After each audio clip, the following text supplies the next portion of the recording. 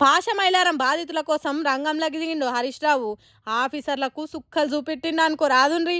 CM Revanth Reddy Sigachi పరిశ్రమ కాడికి వచ్చి ప్రతి ఒక్క మరణానికి ₹1,00,00,000 పరిహారం ఇప్పిస్తామని చెప్పిండు కదా. సారేమో వెళ్ళిపాయే. ఇక దానికి ఎంత మేలు చేసినట్టు ప్రచారాలు చేసుకున్నారు. సరే, ఇక ప్రచారం అనేది వాళ్ళ ఇష్టం. కానీ చచ్చిపోయిన వాళ్ళ కుటుంబాలకి ఇగో ఇట్లా రోడ్డు మీద వదిలిపెట్టిండ్రు. ₹1,00,00,000 ఇస్తామన్నారు కానీ దిక్కు దివాన లేకుండా పోయింది. అందుకే హరీష్ రావు సారు వాళ్ళందరినీ సంగారెడ్డి కలెక్టర్ ఆఫీస్కు తీసుకుపోయిండు.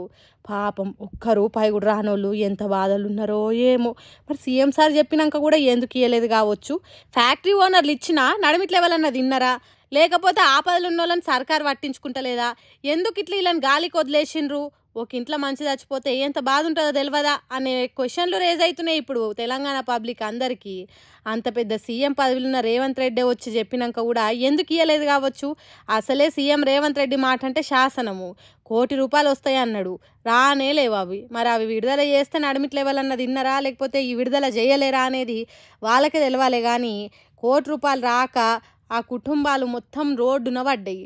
మరి హరీష్ రావు సార్ అయితే వాళ్ళకు న్యాయం జరిగే వరకు నేను కొట్లాడతా, రాత్రి పగలు వాళ్ళ కోసం నేను అండగుంటా అని మాటిచ్చిండు.